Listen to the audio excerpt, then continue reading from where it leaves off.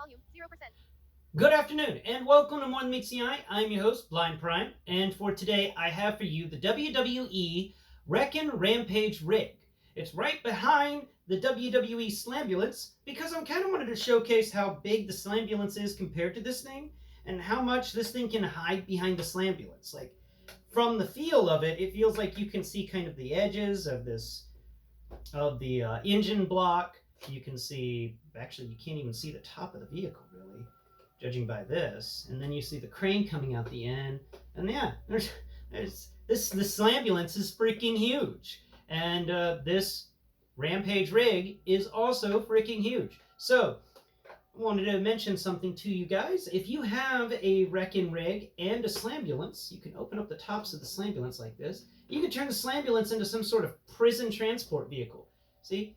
All you have to do is put a figure inside of the wrecking ball that this comes with. You can fit a 6-inch figure in there. Larger ones will require you actually taking their feet and sticking them through the bottoms. And please don't fall off. You did. All right, well, Storm Shadow, I think you're done hanging up there, so let's go ahead and remove you and bring you down here. Cool. I just wanted to have Storm Shadow up there for the sake of the beginning of the video. But you can take this, rotate the crane, and then you could just kind of make sure, use your hands or your eyes to make sure that it's all lined up. One more click will do it. And then you can just lower the crane down, and lower that down, and lower the crane down some more, and lower that down, and lower the crane down some more, and drop Storm Shadow, because why not? And then it's in there, and you can just kind of close it in. Isn't that neat?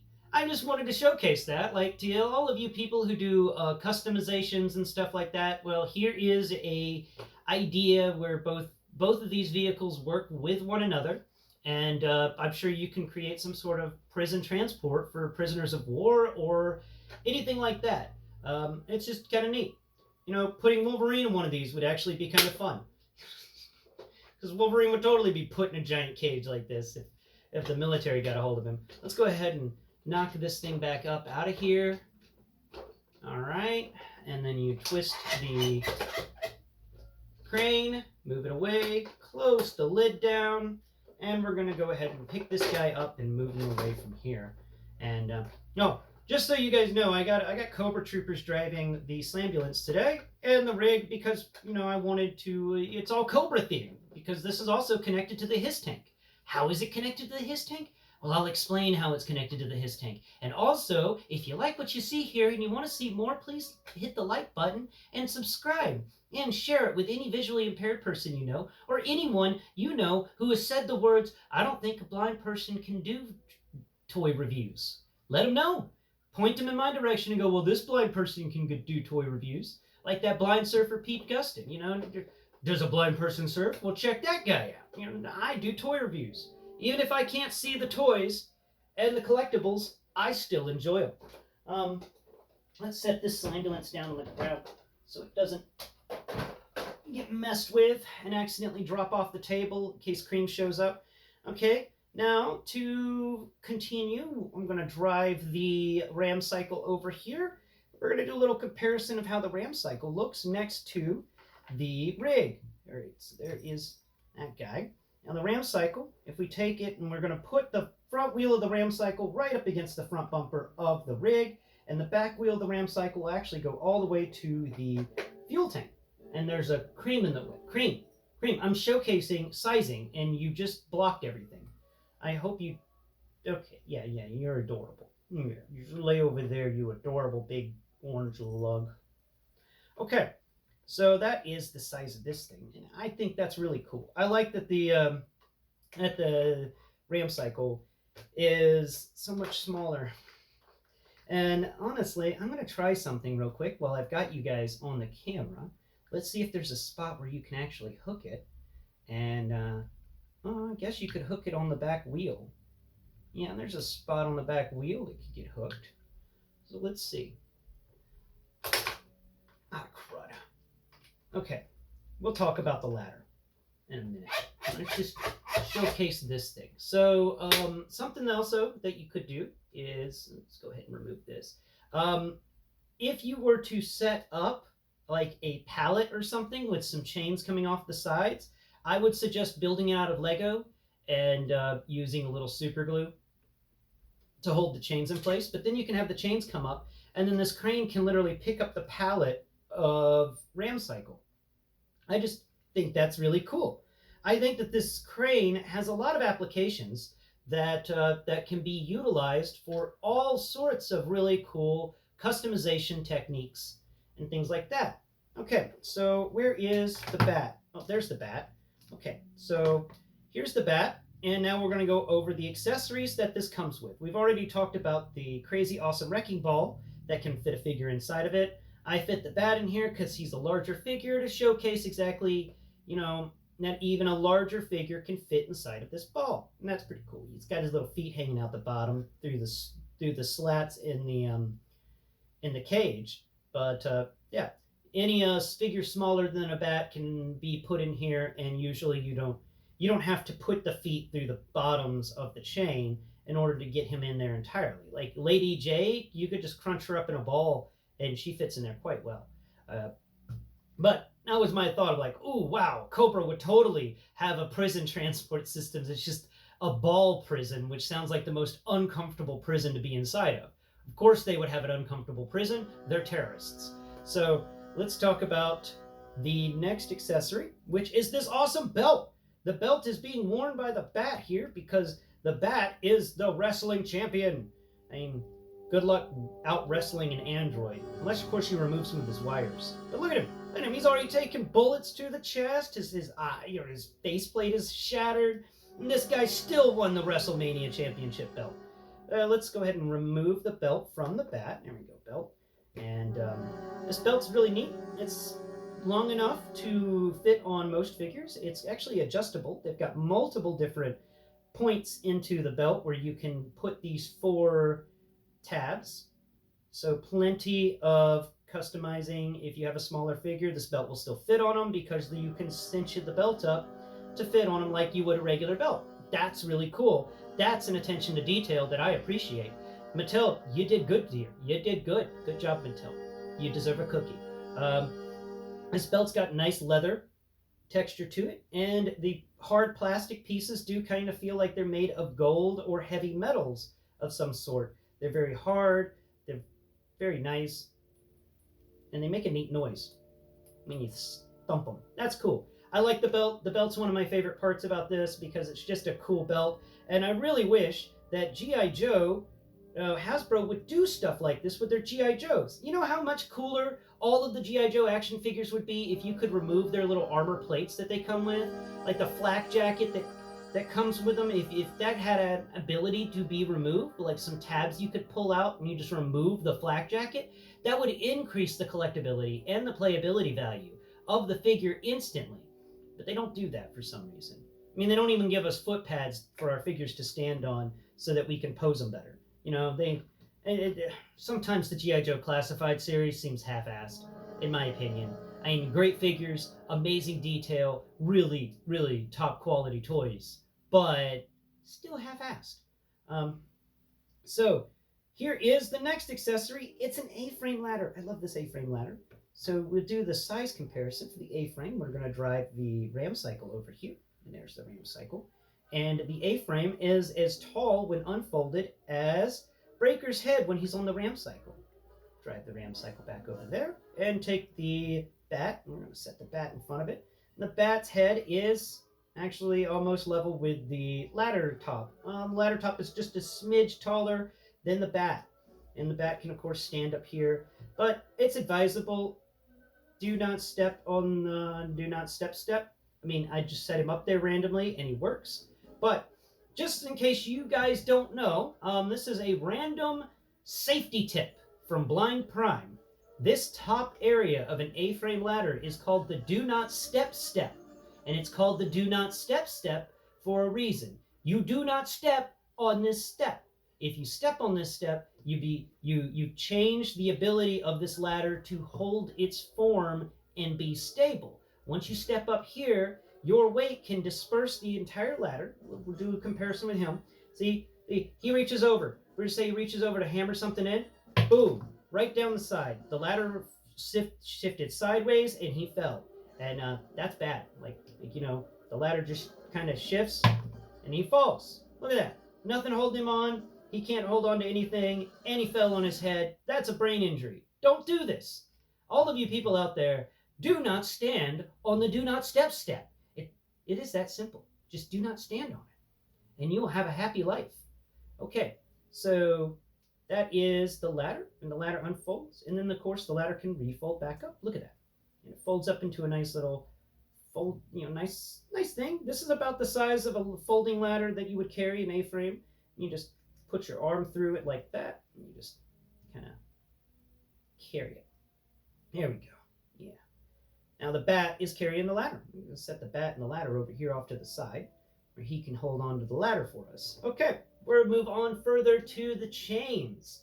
So we're going to talk about the metal chain first. And this metal chain is really neat. It's about the height of bat. What? Don't fall. You're supposed to just stay there holding things. Okay. So we're going to get the chain here. We're going to put it right next to the bat. We're going to see how tall bat. Okay, there it goes. Bat. All right, there we go. So the chain is actually a bit taller than the bat. I'd say this chain rests between 6 and 7 inches. I would give it the 7 more, so more on the 7. I'd say 6.7 inches, maybe 7 inches long. And that's the metal chain. It's metal except for the hook on the end, which is plastic, which is weird. It's like you have this entire metal chain, yet you gave us a plastic hook. Maybe that's because of child safety reasons. Who knows? But the metal chain is neat, and it makes a neat noise. I like the noise that metal chains make. Listen to that noise. Ah, that's so cool. I'm going to totally use that with my Crocmaster when it's not carrying a wrecking ball around. Now we come up here. We're going to remove this little chain that we have up here. Let's get that little chain down. Now this little chain isn't very long at all. It stretches about midway up the leg. It actually ends just above the knee of the bat. It's a smaller chain. It's made of plastic, and it's got a hook on each end that opens in the opposite directions.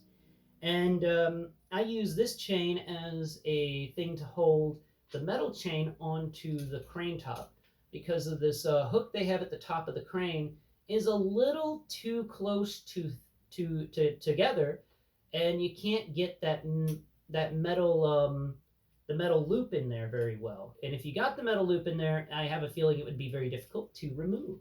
So I use the plastic hook, and then the metal hook can go from the end of it. But this thing comes with 2 of these plastic hook things.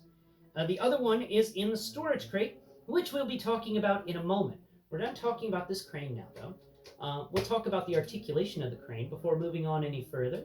The crane has this little bit, the little hook that can move up and down, and that's for the actual chain bit. The crane can also collapse in on itself, telescoping. Look at that. And the crane has full 360-degree movement. You can just spin it all the way around. Look at that. It makes a hideous noise. And then the crane can also collapse all the way down to rest on the roof of the Wreking Rig. But for this review, we'll spin the crane off to the side over here, and we're going to set it down over here. Actually, something I wanted to showcase the crane real quick. I'm going to bring it there. Right there. That's nice. Let's get Storm Shadow out here. And Storm Shadow is going to showcase another bit of this really cool and really interesting truck. Let's make sure that we got him right. What's up with your foot? Storm Shadow? Your foot's weird. Okay, so we're going to find there's 2 nubs. There's one there, and we're going to just put his, because you got this, each one of the G.I. Joe classified feet have a hole in the bottom of them, I think. I'm not sure if the Storm Shadow has one. I think it does, though. Okay, so that's that foot in place. And now this heel's got to find its hole. Did you find the whole heel? Huh? Did you find the heel hole? Heel hole. Heel hole. There it is. There it is. Look at that. All right. There we go. And you can set a figure on top of it, like Storm Shadow here, balancing on top of a crane. I think that's neat. There's actually a few more pieces like this. There's another nubbin down towards the end that you can put a figure's feet on. We'll just take him off of that. I'm going to bring him down here. and one of his feet can go on this nubbin here. Look at that. Look at that. And then the other foot's going to just kind of set on top of the crane. I think that's neat. That was something I wanted to showcase. No one's really talking about the fact that there are 3 heel pegs for action figures on top of the crane, and that gives you cool ideas for storage. Though the first one is really far away from the second one, but the second and third one is close enough together that you can actually have a figure like Storm Shadow utilize both of them at the same time. Though they're closer to one side of the crane than the other, they're not exactly centered. And that's so that the toes don't hang off the edge. I had Storm Shadow's toes hanging off the edge because I did him backwards. Alright, so we're just going to park this crane over here, and we're going to get it out of the way. Here we go, crane's out of the way, Storm Shadow fell again, but that's okay. How you doing, Bat? You still living strong? Cool, you park over there. Okay, next bit we're going to talk about is the breakaway pieces. So, breakaway piece-wise, you've got 2 of these smokestacks that can come apart. They come apart pretty easy. You just yank them out, and that's a pretty nice smokestack. It's actually really large, and it's a little heavy. I can't imagine any figures carrying this around, but it's still kind of neat. The other one does the same, and to put them back in, you just have to remember that you have to remember which side they go on, and that's easy to figure out. The correct side, because each of these is almost exactly the same, except it has this little bit, right? So you feel at the top of the smokestack, you go down to the part where it first gets wide, and you'll notice there is a tab sticking out on one end of it. Now that tab has got to go towards the truck, and that will help you determine which side is the correct side. So that tab will go towards the truck, and there it goes. It just fits right in. That's nice. Further, so that's 2. 3 and 4 are these fuel canisters. Each one comes off from each side of the truck, and they fit back on into the little spots. It may be a little difficult to get them in there at first. They don't like to fit in too well, but you can slide it around and get it correct. And then that's 4 breakaway pieces so far. 5 is the light bar at the very top of the truck, and we need the Bat to showcase us something. Bat, come here. All right, Bat. There we go. Set the ladder off over here. You can just lay it on the ram cycle. That's not a motor vehicle hazard at all. All right, so we get the Bat together, but first let's talk about the other pieces. So we're at 5 breakaway pieces so far. 6 is the front of the truck. Let's go ahead and move the truck around just a bit. Make sure that front bit is shown. You go over here off to the side. There we go.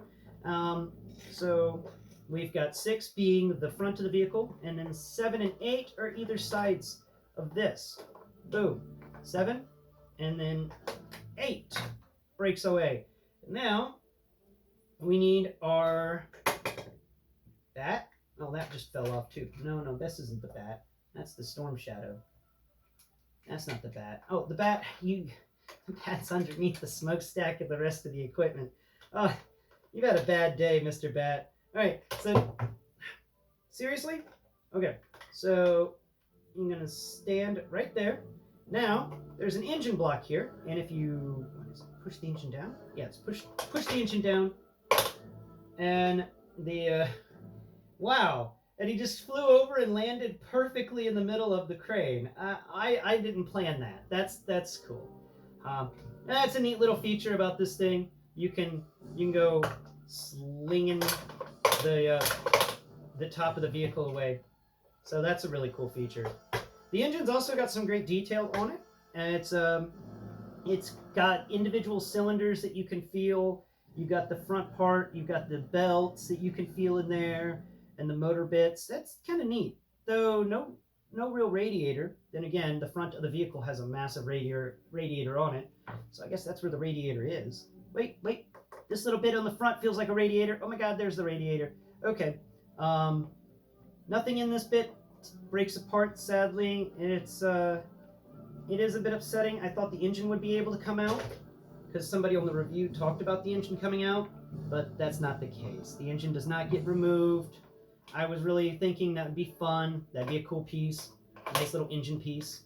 Alright, let's get ahead and put these pieces back on real quick. It says put the pieces back on. It's actually not that hard. You just have to remember which side of the vehicle the pieces go on. The complete flat side, the flat edge, goes on the front, and then the edge that has a curve to it goes on the back. And boom, that piece just snips into place real easy. And then this piece is going to snap into place real easy too. You're going to do it. There it is. Make sure these bits are lined up. Oh, nuts. All right, there it goes. Cool. Now we're going to put the front of the vehicle on the vehicle. Okay. Boom. No. Boom. No. No, what's wrong? What's wrong? What's wrong with you? Why aren't you doing it? Vehicle? Why? All right, there it goes. Cool. Let's go ahead and move it back over here. Set it off to the side. All right, so that made, how many pieces? 1, 2, 3, 4, 5, 6, 7, 8. I haven't found 9, 10, and 11. Maybe the flappy roof counts as one. I thought the windows would come out, but they don't really come out. They're actually in there, really good. I tried to push them out or something, but these windows do not come out. And if they do, I haven't figured out how. If they actually do come out, let me know in the comments below. But so far, I think there's a lie on this marketing, because it says that there's up to 16 breakaway pieces on this thing, and I've only counted 8. 9 counting the light bar. That's it. Now let's talk about this figure, this vehicle actual molding and stuff. So molding wise, they did a good job with this. This is fun. So it's got that and I don't know what it's called. Maybe it's corrugated steel. Anyway, it's that steel that has the cool little shapes all over it, crisscrossing everywhere to make sure that you don't slip and fall on it. And most emergency vehicles have it, and this guy has it as too. A lot of construction vehicles have it as well, and it stops from slippage. Anyway, you've got that cool texture of that type of steel going up the little stairs that run to the door for the vehicle. It's the same on each side. You've also got that cool texture around the front bumper. The bumper is made of that really nice textured stuff, and usually that stuff is done in a very shiny finish, so that's really cool. I like the front of this vehicle. It's got really nice headlights that poke off to the sides.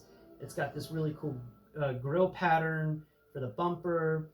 There's a molded in WWE, I believe, into the actual front of the truck. That's really nice. I like it. The only thing I think it's missing is a hood ornament. Why didn't they include us a hood ornament right in the middle? That would have been cool. Furthermore, this engine block area feels really nice. They've got multiple little points of our of sculpt work to be like little rivets that are holding things down, and that's really nice. I like the little rivets. That's cool. I always love it whenever they do that with little bitty pieces of detail. It's got more of that steel stuff over, hanging over the sides of the windows to ensure that nothing falls from the top of the crane and breaks through the roof of the cab. This is an armored roof of the cab to ensure that the driver of the vehicle is safe and secure at all times. The molding on it, it's got that type of steel I talked about. Also, you've got 1, 2, 3, 4, 5, 6, 7 different lights on top of here. I think they're all lights. A couple of them may be horns. They didn't really do a superb job molding these. They're just kind of funnels all across the top of this thing. The light bar feels exactly the same as the light bar from the Slambulets, and these smokestacks are very unique. I do like the smokestack. It's very big, it's wide, it's got a cool texture to it of smokestack. This is kind of what I would think a smokestack would feel like, though I don't like the shininess of this. I think that a smokestack would have more of a flat texture to it instead of this shiny smooth texture, but that's just me. I'm going to go ahead and put the smokestack back now. There it goes. Okay. Now we're going to get into the back of the vehicle. We've got really nice sculpt work for the fuel tank, and there's even a little fuel tank cap in there. That's really nice. Come around to the back wheels. The wheels are nice. They have some cool texturing across the sides, made of plastic, sadly, not rubber, but they have these hubcaps that are really nice. And finally, we're going to come over here to this textured storage crate that is right behind the cab.